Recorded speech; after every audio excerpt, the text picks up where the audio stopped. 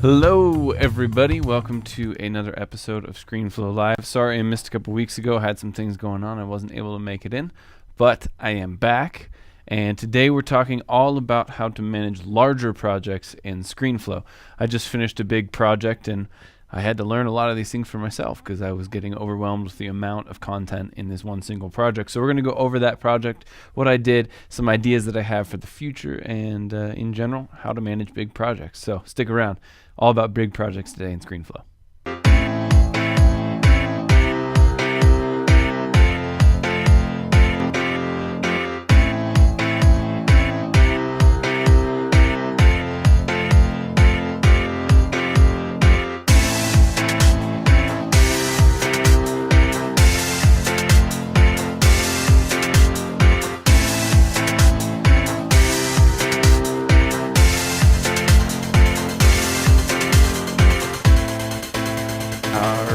And welcome back. So before we get started, like always, I just want to give you a heads up that you can follow us on all the social media platforms. You can follow us on Twitter at ScreenFlow. You can follow us on Facebook, facebook.com/ScreenFlow, and on YouTube. Our YouTube channel is called ScreenFlow Tube. You can stream it. You can stream the show on YouTube. You can stream it on Facebook. I think we go out to Twitter with Periscope and all that good stuff as well. And then also we have the opportunity to answer questions. So please come in here and type your questions into the chat box, because at the end of the day, I'm here to help you guys. So make sure that you ask all the questions you want answered. If you want to be notified when we do go live, down at the bottom of the screen, hopefully pretty soon here, you'll see a website you can visit, and you can put your information in there, and we will send you an email when we go live so you don't miss a show. So with all that said, let's get into it. All right, so I'm going to open up first this most recent project that I worked on. Oh, by the way, what I did right there, check this out. If I zoom in on my timeline like this and suddenly I want to see my whole timeline, Shift Z, watch what happens. It brings every piece of media into view in the timeline, not vertically but horizontally. As you can see, I can scroll up and down in my timeline here to see different layers, but horizontally from the beginning of my video all the way to the end is when I can see everything when I used Shift Z to pull everything in. So the very first thing to tell you when managing large projects, Shift Z is very helpful because you can get everything into the timeline. When you have a ton of pieces of media and maybe a long video, you're going to have to zoom really far in to see certain pieces. And if you want to just quickly see what the whole timeline looks like, Shift Z on out. The second one, before we really get into the meat of the project, is setting up your document. So when you open up ScreenFlow for the first time, all of your layers are going to be this size. And watch what happens. Even when I just make 4 of them larger, it just makes my timeline that much more difficult to maneuver because it's so big. So I can come in here and I can close each one of these, not close, but make each one of these a little bit smaller, all the way down to the smallest. Why can't I just click that? Come on. There we go. All right. But if you want to, and I recommend doing this for all of your projects, not just for the big ones, but in general, I like to come up to the ScreenFlow menu, open up Preferences, go to the Timeline tab here, and then come down to my default track height, and I always like to have it small, because that just gives you so much more space in the timeline. When it's large, I mean, that wasn't even the largest it can get. Watch this. Come on, why is this? Whenever I plug into an external desktop, it always does that. But look how big this timeline is now all of a sudden. I like to make them nice and tiny to help manage everything. So let me jump back here to the questions and comments and see if we've got anybody saying anything. And we don't. So I'm just going to keep on rambling to myself here about my big projects that I use. All right, so let me just scroll really quickly through this project. I'm going to show you what it looks like. This is a just over 4.5 minute video. And let's press play here. Actually, you know, I think I'm just going to scroll on through. So this is a kind of an interview style video that I made. I just filmed one of my coworkers, Max, talking about one of our products, and I built a ton of these little animations into it. Had some B stock footage with some logos and moving text and moving images, some stuff that we filmed, some stuff we didn't film in the background. All of these different things. Keep going, lots more animations, more B stock. And then towards the end, just an outro. And then the intro looked like that. So this project had an incredible amount of media in it. If I come over here to my media window, my media library, you can see what I was working with. Look at this. I'm just going to keep scrolling here.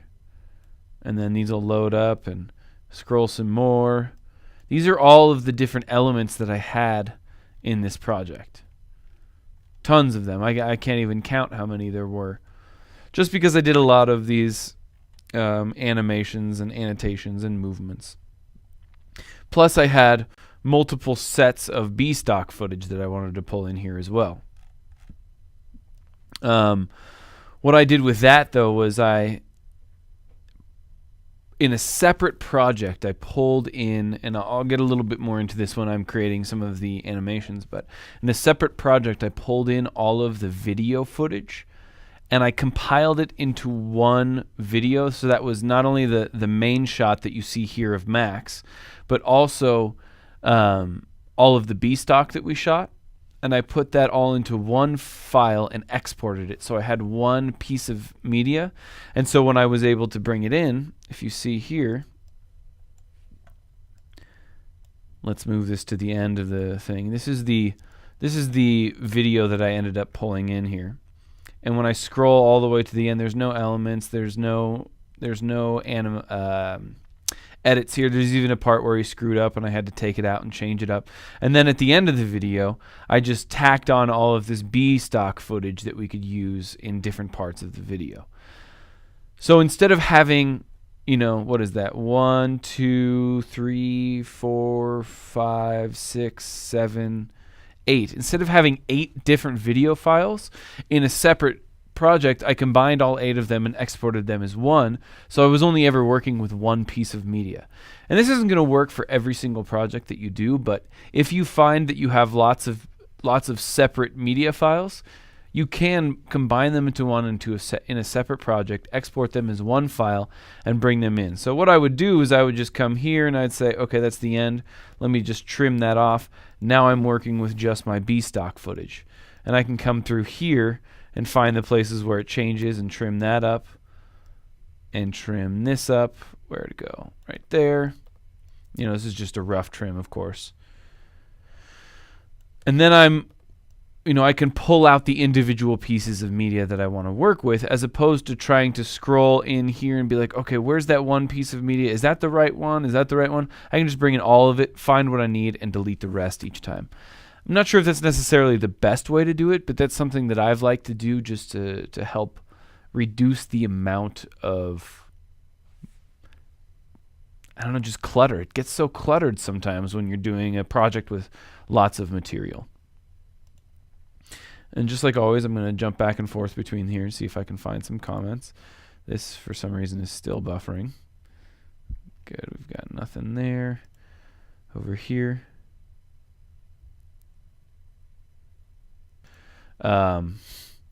So one thing I want to talk about as well, and I've talked about this in the past, but more just kind of esoterically, now I can show you an actual use for nested clips. So if you can see here, I'm on my main timeline, right?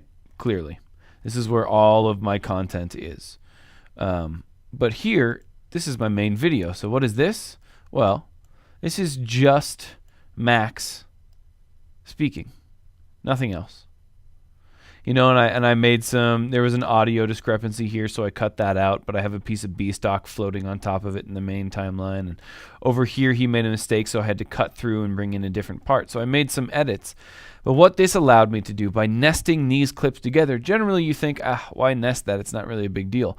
Well, when I nest these clips together, I can adjust all of their audio at one time from the nested clip on the timeline, which is this file right here.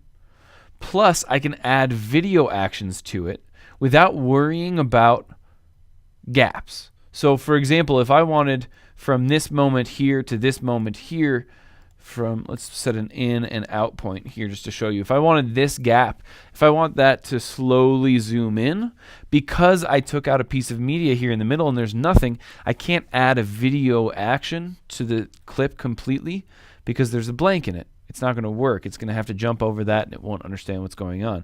So I would have to put a video action on the left-hand side and on the right-hand side, hope that they line up, and actually if I zoom in here, oh, never mind. I was thinking about something else. So yeah, hope that they line up. And then with my curve types, they're just never going to look the same. So by turning this into a nested clip, I can come down to this area and I can add a video action to that whole zone, meaning I'm just bypassing that whole issue that right around this area, there's no actual footage being shown because it's all blanked out. But now with, let's get rid of these in and out points. Now with turning this into a nested clip, I can treat all of the clips as one and add video actions on top. Plus, it helps to give me some sort of uniform file. Like from here to here, I have the outro and the intro on that same layer, and then after that it's just one video file. And I was able to completely configure it exactly how I wanted. Now that's just my first nested clip. I have a whole bunch more. I have this one, 1, 2, 3, 4, 5, 6, 7, 8. I'm not even sure. Is that all that I have? I couldn't even tell you. I think I might even have more. Oh, I missed a couple here. I didn't actually nest those, but I've got 1, 2, 3, 4, 5, 6, 7, 8, 9. You know, here's one right here. There's just so many nested clips. And if I didn't have these nested clips, oh boy, each one of these little things, like watch, if I just go in here and I say unnest clips, now I've got all those. And if I come in over to this one and unnest these clips, now I've got all those, and I can just keep going through all of these, and here's another unnesting this clip. Suddenly I have all of these different pieces of media just floating around, and that's not what I want. I want my project to be as clutter-free as possible, and for some reason I didn't nest these ones, but I will now because there's no reason not to. Let's nest this one here as well. And there you go. I can bring these down, blah, blah, blah. And I can get rid of all of these excess, what are these layers at the top? I haven't found a really good way to get rid of these except for dragging them one at a time. It's very easy to create more. When you unnest a clip, it'll create a whole bunch more layers. But yeah, look at that. Now suddenly this huge project that has almost 10 nested clips and all of this incredible media in here is just 1, 2, 3, 4, 5, 6 different layers. And that's it. And it's suddenly a very manageable project. This is not going to be hard for me to jump around with. And if I want to edit something in particular, I can open up that nested clip, make the timeline just a little bit bigger, and now I can see exactly what's going on in here, and I don't have to worry about what the whole project looks like. I can think about just this. Now there's another thing that I wanted to point out, and that's specifically around these nested clips and doing these little animations. Sure, I can build them in this project and then have a nested clip for them, but another thing that I can do, let's find a good one here. I really liked no,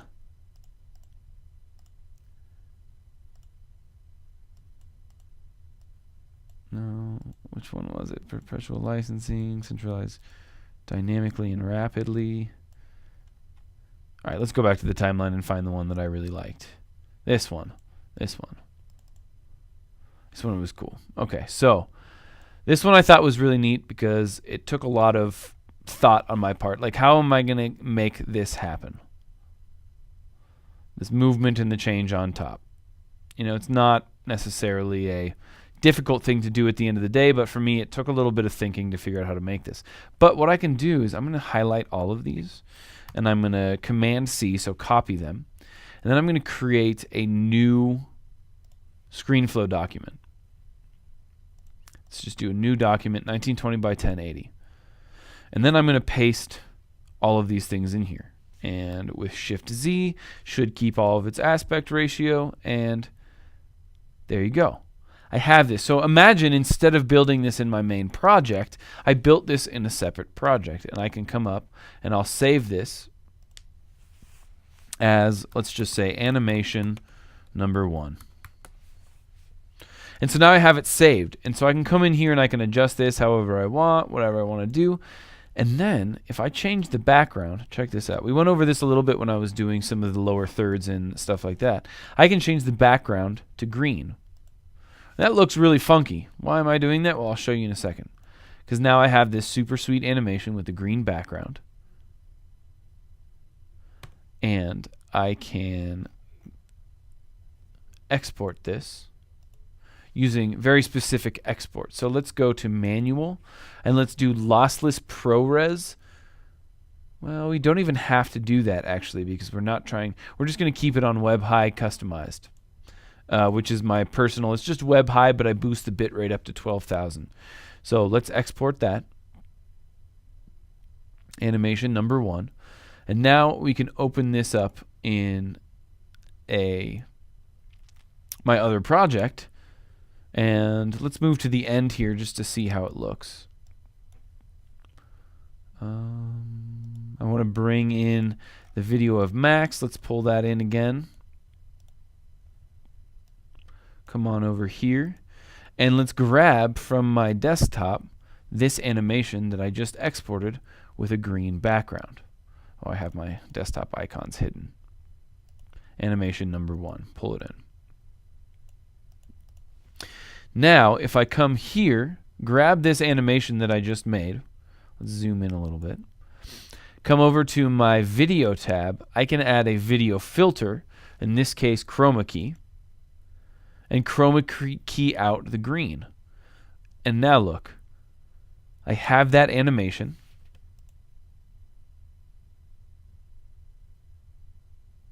It looks good, looks just like my regular one that I made with a nested clip. But now it's a video file that doesn't have a nested clip in it. So I can't customize it like I would be able to if it was a nested clip, but I have less media objects in my specific project. I have it separated across different projects, which isn't necessarily great for memory space on your computer, but if you have a big external hard drive, you're good to go. But this really helps this specific project by pulling out more clutter from your individual projects. And yeah, so those are just a couple of quick things to do to help maximize the space in your project. You have the ability to Shift Z to pull everything in. You want to make sure your layers and your timeline are as thin as possible by setting your default up here in the preferences and timeline to track height small. It's going to just change your life. You can help by grouping things together and nesting things together. That's a really good way of saving space and just mental power. You don't have to think as much when you only have 6 layers to work with instead of 50, because you have these animations that are built up so very high.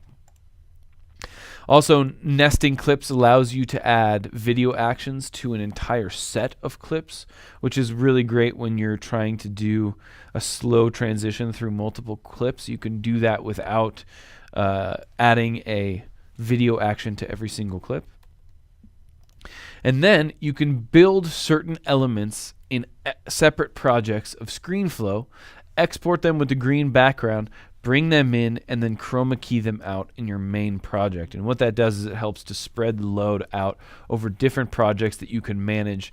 Sometimes it's easier to do it inside the project with nested clips, but it also might be easier to do it outside of the project with individual animations or video clips, whatever it might be that you want to do in separate projects. So those are some of the things that I learned in this past couple weeks doing this video. I think next time when I do something, I'm going to do quite a few things differently, especially this idea. The thing that I really want to do is build animations separately and then green screen them out in my main projects. It just seems like a much better way of going about it instead of having to build everything in one timeline. Just makes things a lot easier. So with that, just wanted to do a quick one today. Looks like we've been going for about 25 minutes here. So let's go back into YouTube real fast and see if that's working or if there's any... Oops, that's not what I wanted to do. Let's do ScreenFlow YouTube. Here we go. Now keep that muted. Yeah, it looks like no comments anywhere here. And nothing on this side either. So I think I'm going to call it right there. Thank you everyone for coming. One last reminder that if you do want to see what we are doing next week and what's coming up next, and if you want to be notified, you can fill out the form on our website that will send you an email. You can follow us on YouTube and Facebook and Twitter at ScreenFlow on Twitter. YouTube is ScreenFlowTube, and Facebook is facebook.com/ScreenFlow. So thanks everyone for coming today. I'm Lucas. I will talk to you guys all real soon. Thank you so much for coming, and have a wonderful week. Bye-bye.